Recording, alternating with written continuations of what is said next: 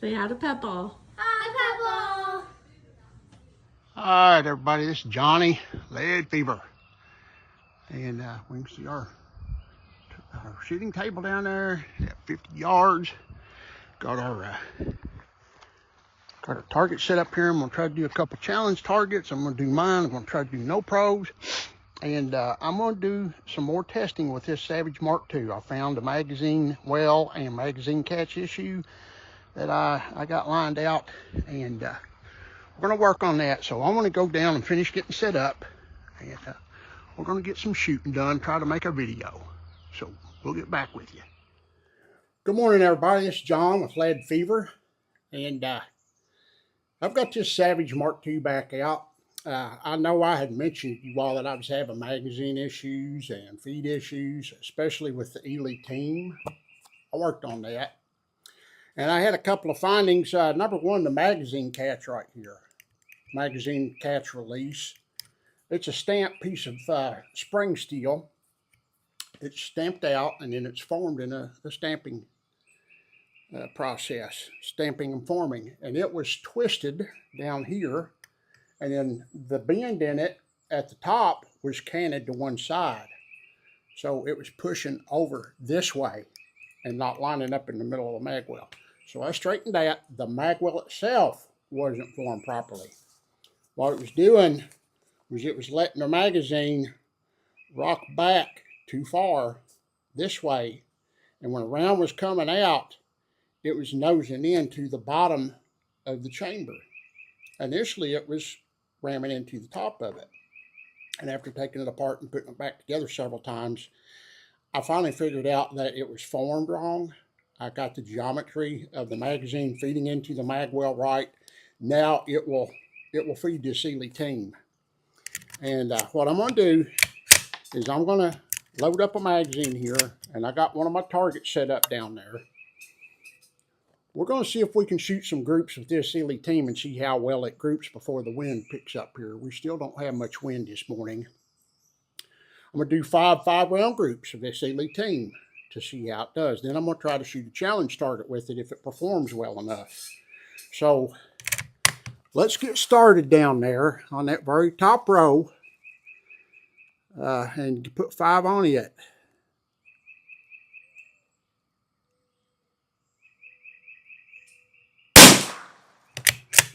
All right, we're starting off from cold.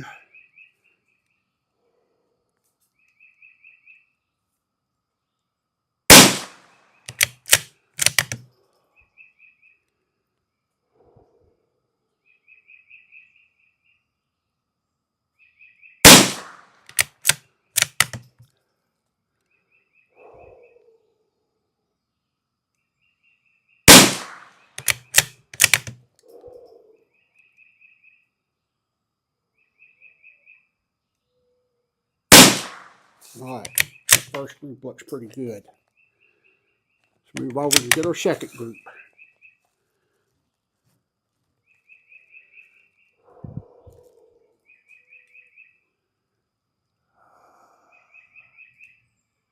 I've been up moving around and having a hard time getting my reticle still here till I calm down a little bit.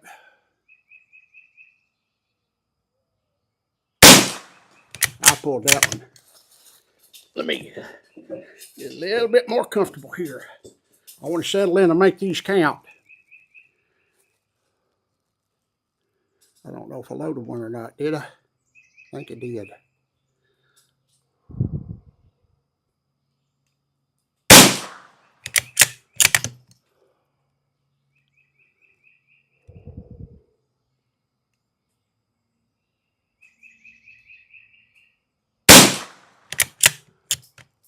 Uh-oh, there we go. There's that feeding issue coming back. Sometimes the magazines, I've been working on them too. I might have to set that one aside. One more on this one.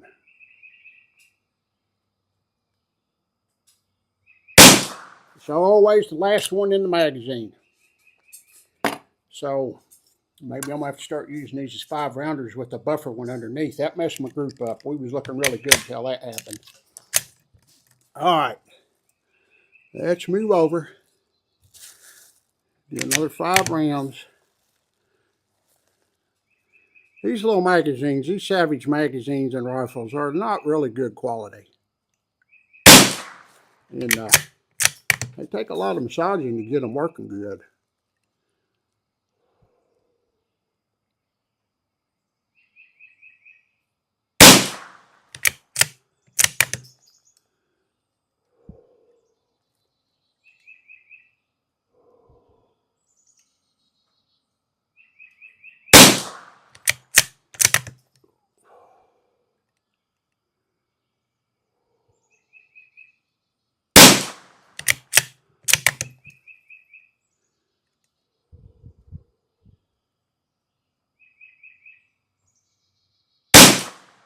All right, not looking bad. It's opened up a little bit since the barrel's warmed up, so that might be a tuning issue with the barrel. Let's hit that next group.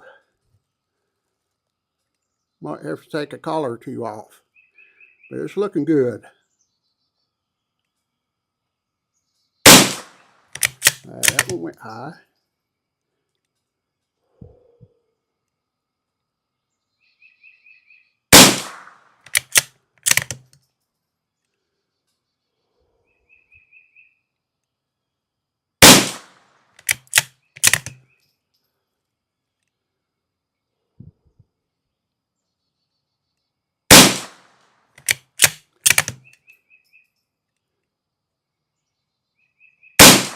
All right, we started off really good, and as the barrel got warmer, it opened up. Put 5 more on there. Might have to take a collar or two off of this for this ammo. One more group. I tell you what, let's do 2 more groups. Let's do it 6.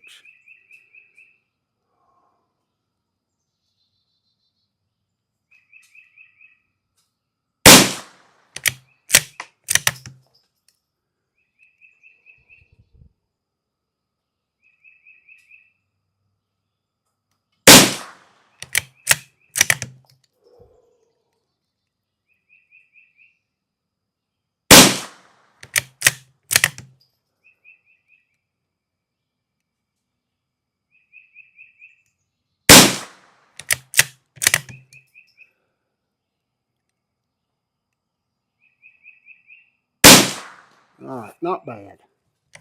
Still not bad. It might tighten back up. These barrels have a way after you... I put a patch through this with C4 on it last night, and I cleaned the chamber. I put a patch with C4 through about every 200 to 300 rounds, and then a couple dry patches behind it. That's as far as I cleaned the bore. I've been letting this season.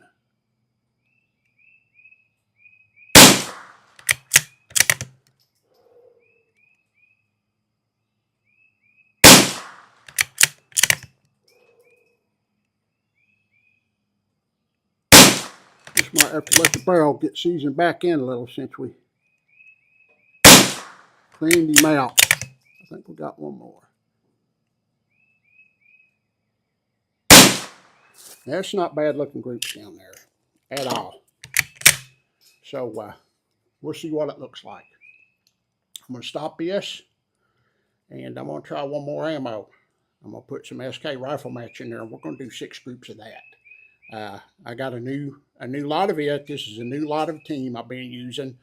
I'm glad that this gun likes it. My Tika loves it, and that way I've got 2 rifles that like the same types of ammo. That's kind of beneficial as far as ammo costs go. This is a little bit more expensive. This is about $13 a box. I think I gave $12.60 a box for it, and but it's good ammo. And we're going to try some SK pistol match, not the pistol match special. I haven't shot any pistol match in this in a while, and I want to see what it does. So we're going to do the pistol match next, then we're going to do the rifle match. Be right back. All right, this is John. We're back. I've got some SK pistol match. Haven't shot this in a while, and you know what? I'm not sure I think the first time I did some ammo testing, this Mark II is the only time I shot pistol match out of it. I have pistol match and pistol match special. It does pretty good with a pistol match special, but with 4 collars. I've got 6 collars on it. It does really well with the SK rifle match with 6 collars, but I've also got a new lot of it that I just recently got.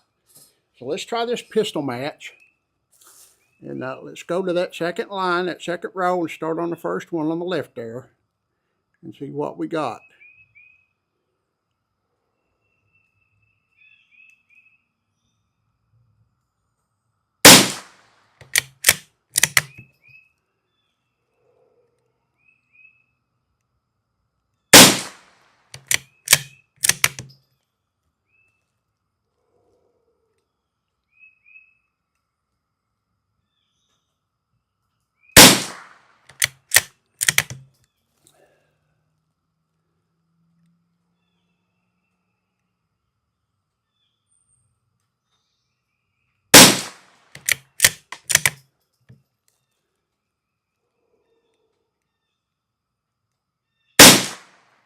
All right.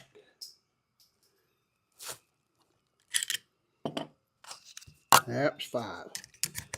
Let's do 5 more. Move over a little. I think I've just about got the magazine issue fixed. The magazines themselves, the little ears on the top, have to be tweaked just exactly right for them to function 100%. That one magazine I had there didn't do that, so I got to tweak it a little bit.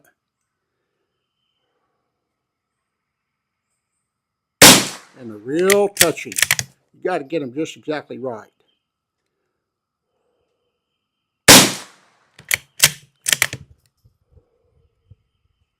A little wind now.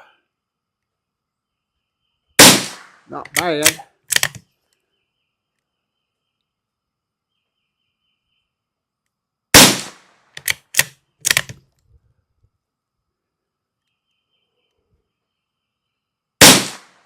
All right, that's not doing too bad. Not doing too bad. I want to try that SK semi-auto rifle in here again too. See what I get with it.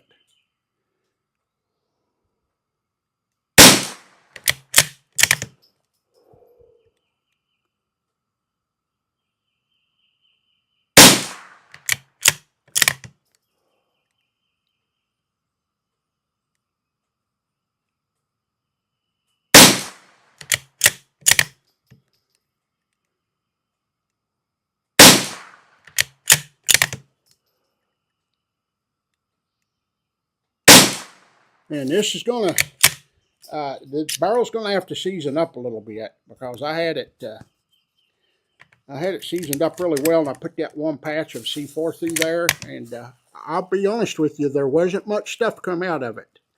Not much at all. The more rounds I get through this barrel and the more I get it seasoned, the better it gets. And I know a lot of people find that hard to believe, and I've got a lot of people out there that they went 450, 500 rounds without cleaning their barrel. They said, well, the accuracy went all over the place. It was like a shotgun. I couldn't stand it. Well, it's going to do that. It will do that till you get to that 1,000 round mark. The accuracy will come, it'll go. Once you get that barrel seasoned from the breech to the muzzle, it's going to come in, the accuracy is going to stay there. It's going to be consistent.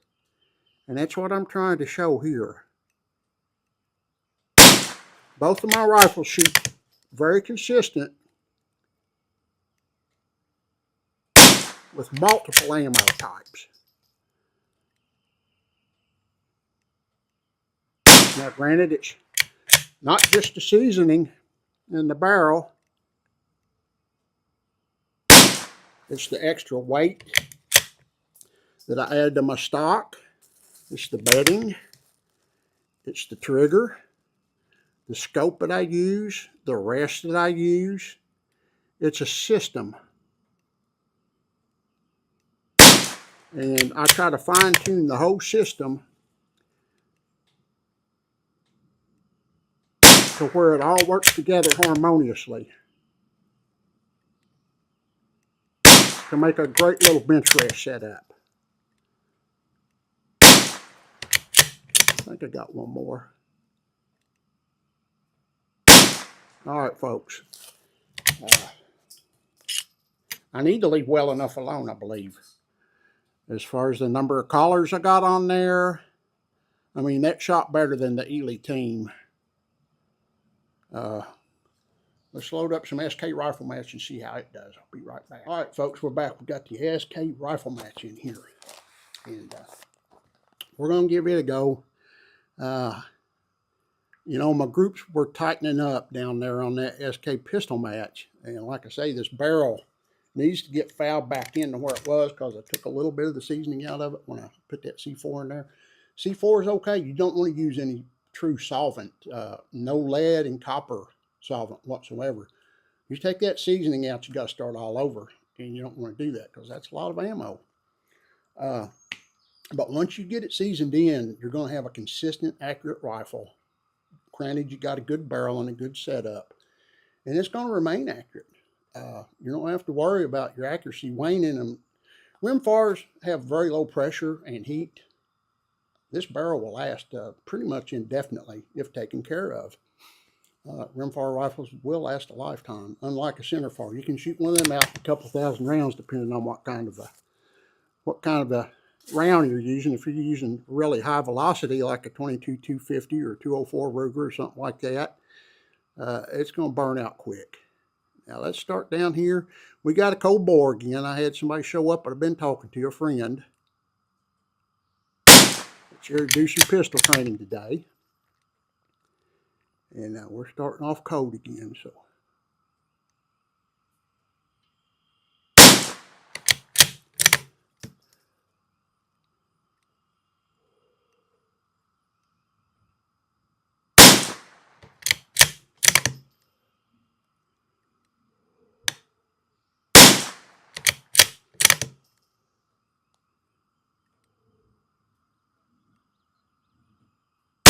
I need to get some trigger shims for this trigger. That's the only thing it lacks right now. It's got some side-to-side movement in it, and it will allow the sear to drop off, but it won't drop the firing pin. I want to get it to where it's perfect without any of that side-to-side movement. That'll make the trigger better. So I'm going to contact triggershims.com, get some trigger shims for this thing, get this trigger lined out. Let's go to our second grouper and get 5 on it.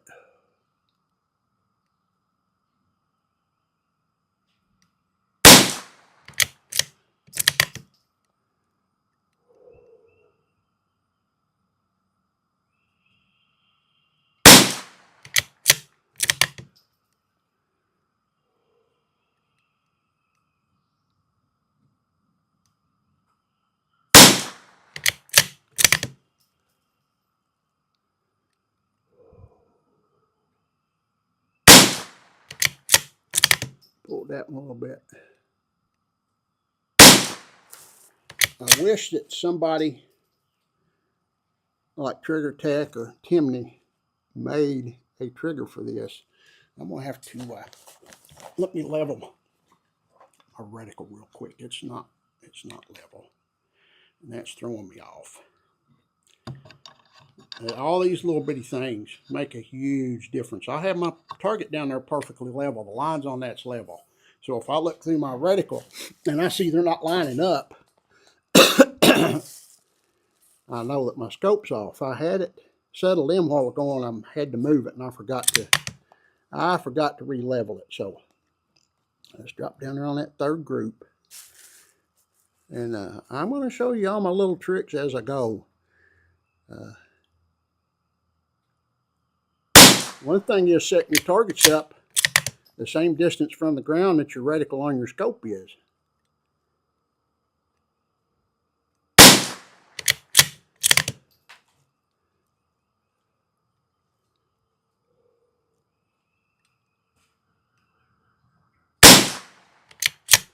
All right, open it back up a little.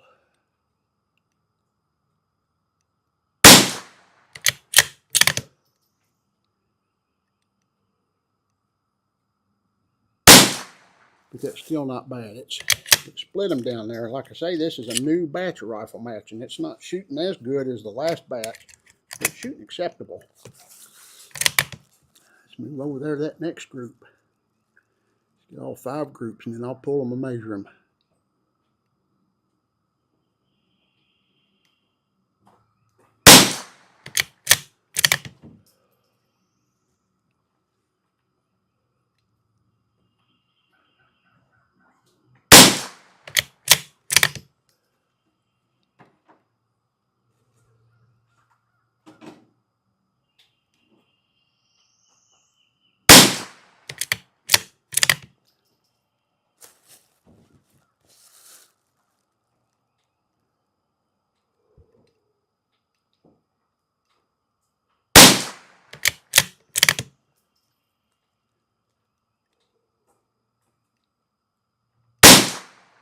All right, not looking bad.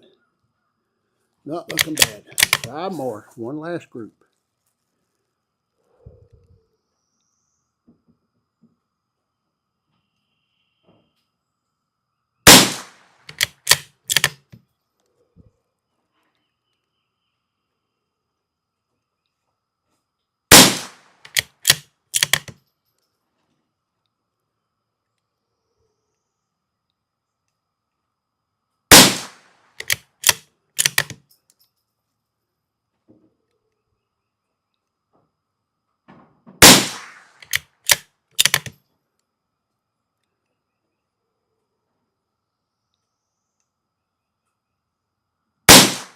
All right.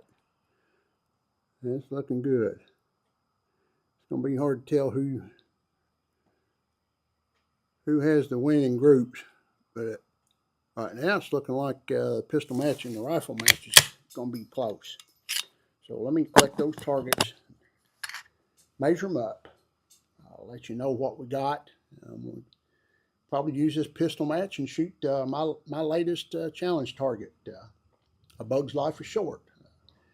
Martin Vasquez is one of my viewers. He contacted me through an email, wanted one of my targets, and he said, "Hey, I was wondering if you could do a target on the theme of A Bug's Life characters." And I said, "Yeah, sure. I'll see if I can find the clip art and throw one together." So that was a request. That's why I put another target out as soon as I did, and I'm going to try to shoot it myself to see, how doable it is, and hopefully that will encourage others to shoot it if they see me shoot it.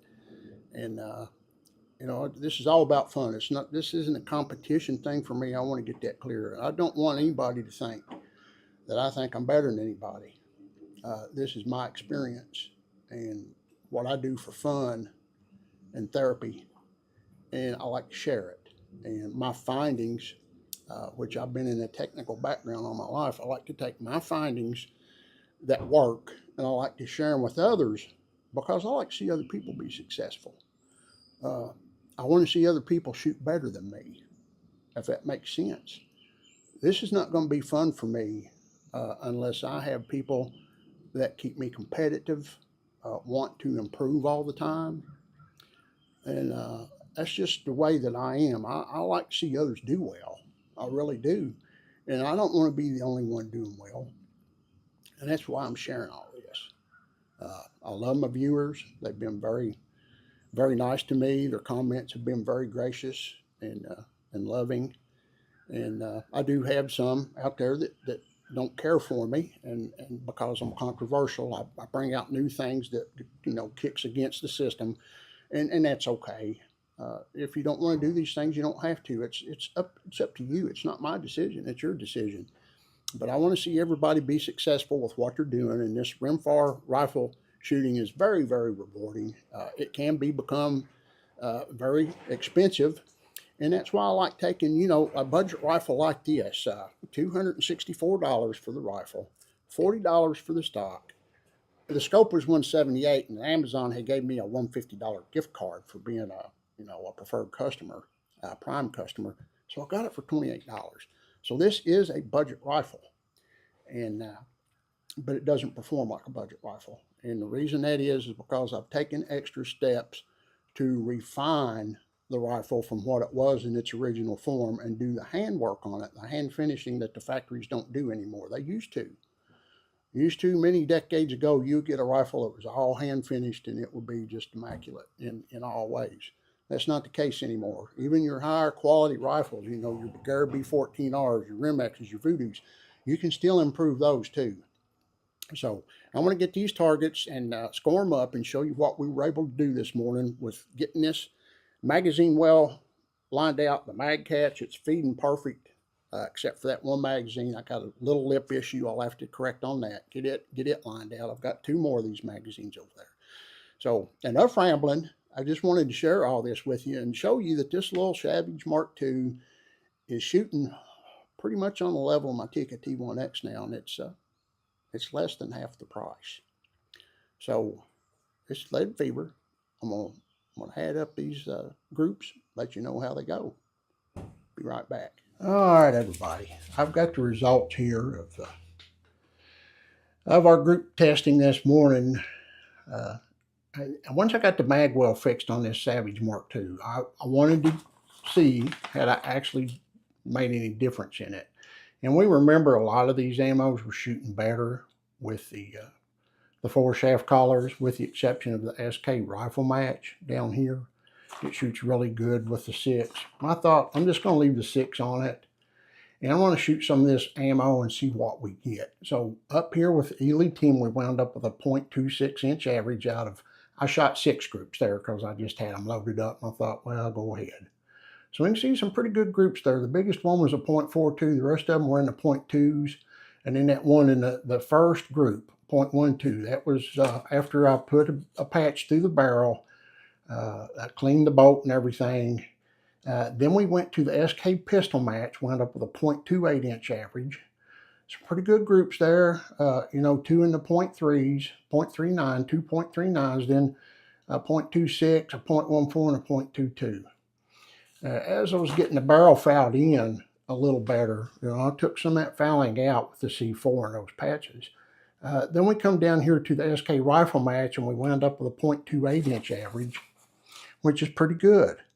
I had that .16. We had a .40 was the biggest, and ended up there with that .22.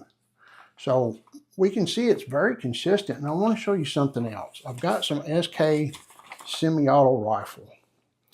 And I had shot a couple other ammos here, just ammos that I don't use very much, just to see how they shot. And you can see those groups up there. That was various different ammos. They did okay, not bad. Then I wanted to use this SK semi-auto rifle. So I started off on this last little spot on this target right here. And there's 5 rounds right there at 50 yards, .19. I dropped down here. It opened up a little, .30, .26.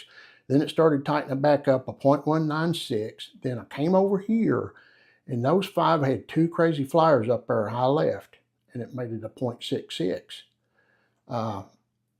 You know, those crazy flyers ruined that group, and it ruined the group averages. Then I had a .46, a couple flyers there.